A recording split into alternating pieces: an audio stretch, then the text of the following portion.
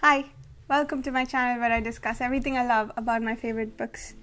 Today I'd like to discuss the burdens of a hero by discussing Anomander Rake through the lens of 4 other characters. 2 of them are also from the Malazan Book of the Fallen and 2 are from other fantasy series. Before I get into any of that, I'd like to call out spoiler warnings. Spoilers, of course, for the Malazan Book of the Fallen up to book 3 of Toll the Hounds, because that's as far as I've gotten. Spoilers for book 1 of Strange the Dreamer, though I'll only be getting into very mild spoilers which are not really significant to the plot all that much. And also very mild spoilers for Rage of Dragons. So yeah, Anomander Rake. He, I think, is one of those characters that I really latched on to in the beginning of the series. Not in Gardens of the Moon. Yes, he was super cool, he could change into a dragon, all that good stuff, and all the things that I think many fans really like him for. But I latched on to him in Memories of Ice, specifically when he and Whiskey Jack became friends. Because until then, he was this distant character who, he was this powerful lord who was commander of his people, who's the leader, and he doesn't seem to have a lot of friends. Everyone fears him. And then Whiskey Jack made friends with him, and we find out the reason he doesn't have friends is not so much because he's keeping himself distant, but because the others have put him on such a pedestal that it's impossible for them to think of him on the same level as themselves, like think of him as an equal that they could be friends with. So I think there's that little bit of a melancholic aspect to him that we start to see more and more of in Memories of Ice, because as Whiskey Jack befriends him and we see how he earns his company, I guess, and so we find out that his solitude comes from the loneliness of command, from the fact that everyone puts him on a pedestal, and so on and so forth. But really what captured my interest so much more in this character was that scene almost towards the end of Memories of Ice when he's about to kill some Tenaskari women with Dragnipur, and Whiskey Jack stops him, says, "I agree with your judgment, not with the sentence. Let me kill these women so that they're not sentenced to the fate that killing them with Dragnipur would have done."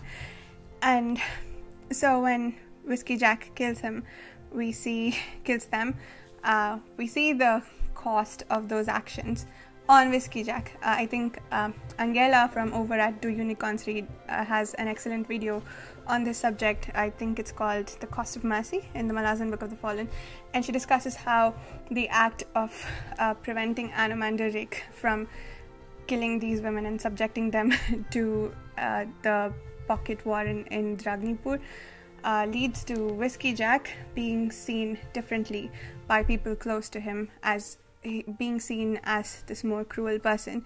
And he realizes, and I guess we realize along with him, that Anomander Rake has probably had to deal with that perception of him likely for as long as he's had the sword, maybe much longer than that. So and so far we've established that he's someone who cares for his people, who cares about not taking life if he can help it. And so we can see how much of a burden this must be for him to bear, the negative perception of him potentially. Even though he's well respected, he's also extremely feared, as well as just the burden of the fact that he sentences the people who he kills to an eternity of being chained to this wagon that they have to pull for all of eternity, I guess. So in this regard, I'd like to compare him to a character from Strange the Dreamer. I think before we get there, I'd like to take a step back and say one of the reasons why I appreciate this character so much is because Anomander Rake as a character, and also by extension the character I'm about to discuss from Strange the Dreamer, is too often in fiction as a whole, and in maybe fantasy literature specifically, we see heroes kill people, do a lot of horrendous actions, and the only reason it's okay is because they're on the side of good. AP Canavan over at A Critical Dragon has a lot of discussions on this subject. I think he uses Iron Man and other superhero movies as examples, and they seem to be the prime offenders in this case, where the only reason why anything that the heroes do might seem to be okay are, well, because they are painted as heroes. If we peel even a single layer off of that portrayal, we have to maybe question ourselves for liking those movies and characters. So I always really appreciate it when authors dig a little deeper and are intentional about what they're doing. They understand that the killing and the acts that heroes have to do to protect their people, probably for all valid, justifiable reasons, comes at a cost, both for the people they are hurting and for themselves. And I think that Steven Erikson has done an excellent job of portraying Anomander Rake in this regard as this tormented, burdened hero. And the other four are some examples that I think correspond to some aspects of Anomander Rake's portrayal. So, back to the character from Strange the Dreamer, thinking of the God Slayer of Veep. If you haven't read Strange the Dreamer, which I suspect most people who read Malazan probably haven't, this is a book about a boy who is very fond of stories and who loves this idea of a distant city, which now he knows as Veep. There is some lore around why it's called Veep. And he gets to eventually visit this city. He's taken there by this man who is a resident of that city and is referred by his people as the God Slayer, because he recently, about 20 years ago, slayed some gods who have been oppressing his people for about a few centuries. And at the time he kills these people, he does it because he has to. He's the only one who is powerful enough, who is in the position to do so. He kills all the gods. He also kills some other people that he maybe shouldn't have, but he does anyway because they are because they have the potential to become future oppressors of their people, and that torments him. His actions torment him, and he finds it really hard to live with himself pretty much since he's done the act. He cannot sleep. He cannot find it in himself to love his wife. He cannot find it in himself to forgive himself. He overall, just even continuing to live is too much of a burden for him. And yet he carries on, and yet he knows that if he had to do it again, he probably would not have changed a thing of what he did. He did what was necessary, but he now carries the burdens of his actions. And I think that when I read this character, I immediately thought of that scene from Memories of Ice, and how Whiskey Jack realizes that Anomander Rake has been carrying the weight of all his heroic deeds through the centuries, through the millennia, really. And, well, we never get to see Anomander Rake's first-person perspective. Well, we never get to be in his head through any of the books in the Malazan Book of the Fallen, and I haven't read the Karkanis trilogy yet, but I believe that we don't get into his head even then. And because of that, I thought it's interesting to look at Anomander Rake through the lens of this character, whose perspective we do get in the course of Strange the Dreamer, and see just how tortured he might be, except the God Slayer has been feeling this way for about 20 years, and Anomander Rake has had to live with that for centuries. So, well, millennia, actually. So yeah, that I thought that would bring an interesting perspective. The next character that I'd like to discuss is Frodo from Lord of the Rings. I did not call out spoiler warnings for Lord of the Rings, but I think what I'm going to discuss is probably pretty well known. So, but yeah, if you haven't read or watched the movies and don't want spoilers, I'm going to be discussing Lord of the Rings. So, what I just compared for Anomander Rake and the Godslayer of Weep, that was the abstract burden of killing and destroying things. Then there's the physical burden of the sword that Anomander Rake has to bear. There's a scene in Toll the Hounds with Endesilan and Anomander Rake where I think they go to this pillar of sorts, or it's a stone structure in any case, and it has a sort of engraving, if I understood correctly. That's the shape of Dragnipur, where Anomander Rake is able to rest his sword. And when he does, the stone starts grinding with the weight of the wagon being moved. And he's been bearing the physical burden of this by himself. And that was just phenomenal. And, well, I guess Frodo's ring-bearing journey sort of, I guess, is a good parallel to this aspect of the burden that Anomander Rake has to bear. The ring makes Frodo both less than what he used to be, as well as more than what he used to be, if that makes sense. He's less because he's somehow becoming more evil, but more because he's able to push past that and still keep to his quest. And same for Anomander Rake. I think all of that reasoning potentially applies to him as well. He is made a bit lesser than by the sword because he has to keep it fed, I believe, but he has to choose righteously about whom he chooses to feed the sword, and also he is more than he would have been without the sword, because, well, he's able to carry the burden and push through, and he knows that he's the only one who can, and he continues to do so no matter how much of a burden it is for him.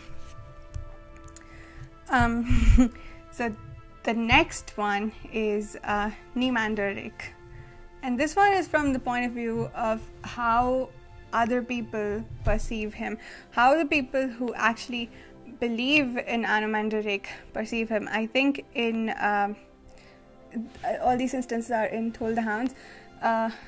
Endesilan, when it's in the scene that I just talked about, I believe, when he picks the sword back up again, Endesilan thinks to himself that only Anomander Rake is capable of carrying that burden. There's another scene, if I'm remembering correctly, Apsalara, the thief goddess or thief ascendant, she is thinking to herself that only Anomander Rake is capable of being righteous with the sword, of doing only strictly what is necessary with the sword and never anything for his own benefit, or never any acts of evil, at least. And there is a parallel there with Anomander Rake, where I think Skintick is thinking to himself that that Anomander is the default candidate for leadership, and he has had leadership thrust upon him, and he carries that without complaining. And he also does not think himself deserving of the role of leadership. He does not think as much of himself as the others do. He does not think as well of himself as all the others do. They all see him as this strong person, strong, capable leader, but he does not seem to think very well of himself. And that made me wonder whether, Anomander Rake thinks like that as well, that he's not deserving of the regard that he gets from everyone.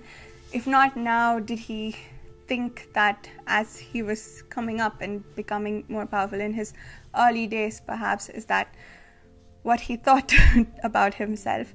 So I thought that was an interesting comparison to make as well.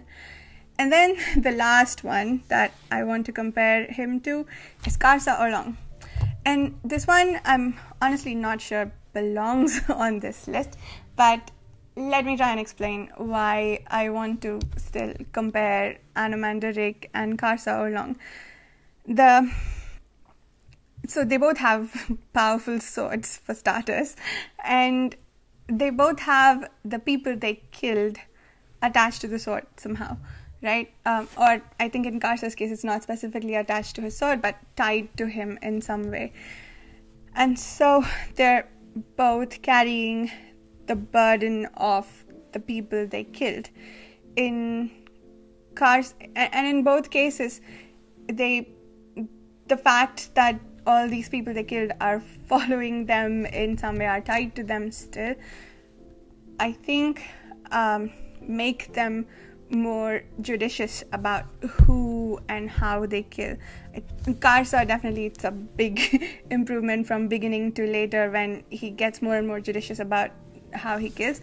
But I think also the fact that each person he kills increases the burden of the sword on Anomander Rake, both physically and metaphorically, I think makes him more judicious overall. And I think there's an interesting parallel there between Karsa and Anomander Rake.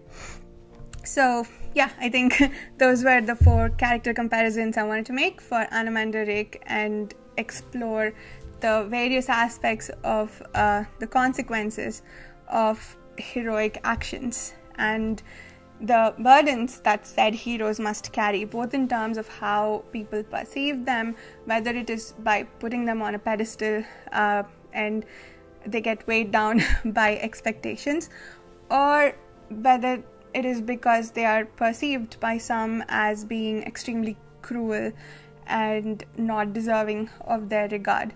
They may be, and none of them are able to realistically make friends for whatever reason, whether they are too tortured to feel deserving of friends, whether they are so lonely in their leadership because they lonely in their leadership or being put in command, and so nobody thinks themselves their equal, or whether it's that they have to keep doing the things that are placing this enormous burden on them because there's no one else to take it off their shoulders.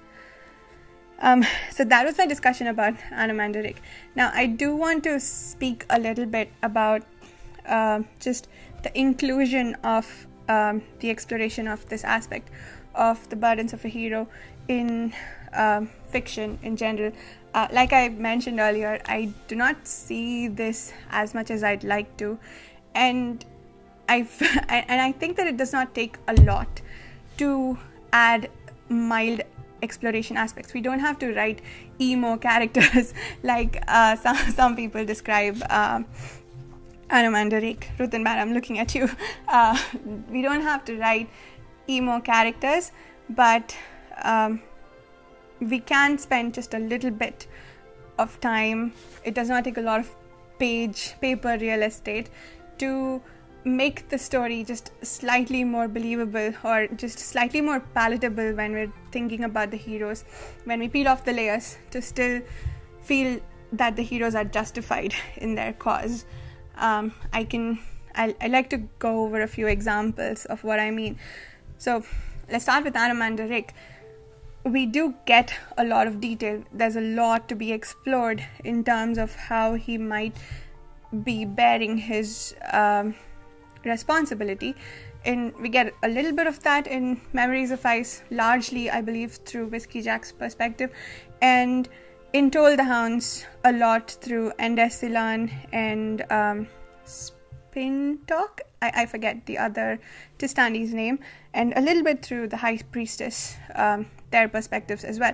But if you think about just the overall page real estate spent in giving us these aspects of the burden Rake has to bear, it's not a lot. It's just a few sentences here and there that together let us know that Rake does not carry his responsibility lightly. He knows the implications of it, and he knows to use his sword and his power judiciously. And that really elevates the character so much. He's not just some sword-wielding, powerful mage. He also knows, understands the responsibility that comes with, that level of power comes with. In Strange the Dreamer, I think that is an example of how exploring these aspects of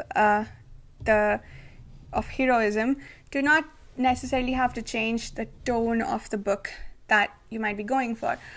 For instance, the first few opening chapters are a little dark. I'll give you that in Strange the Dreamer.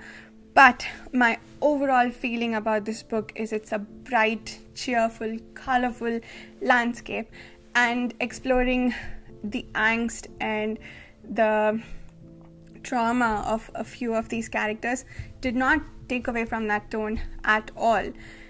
So that's very doable. And it did not also spend pages and pages exploring, the trauma. It was a few sentences, a few paragraphs, a few well-placed explorations here and there that just made it a so much more enjoyable and realistic read. And then the last example that I'd like to discuss, if you're wondering why the heck I called out spoilers for Rage of Dragons when I haven't talked about it yet, is, Rage of Dragons. This book is, it opens with these people landing on the shores of a populated land, right?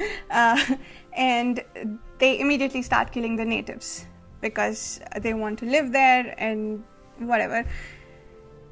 Eventually, and the natives are the enemies of these people, are heroes, are members of this race, and at no point does anyone in the story who are on this side of the race that we're following, at no point does anyone stop and think about the fact that they are the invaders of the land. If there's anyone who does not deserve to be here, it's them, and not the people who have been living there for maybe centuries before these people arrived. And that went on for long enough that I started to wonder if the author realized that, there's this conflict, and just painting these people as painting the natives as these evil people who keep attacking them is not very nice. It doesn't make our heroes very likable. And eventually there is just a 2-page exploration, just a 2 pages that we spend in the perspective of a character who belongs to that native tribe. And she's furious, she's angry that these people have come to take the land that was her forefathers for a long time, and she wants to take it back for her children at any cost. So just those 2 pages. In this case, we didn't actually have any characters exploring the consequences of their actions, but we had the author stop and tell us, hey, I know what I'm doing, I know what this looks like, but I'm getting there.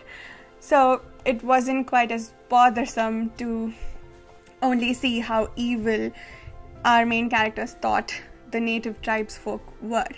So all this to say, it doesn't take a lot to add this aspect of exploration to stories, and just 2 pages can elevate books and others to a whole other level. That's all. Thank you so much for listening if you're still here. I really appreciate it. I'll see you in the next one.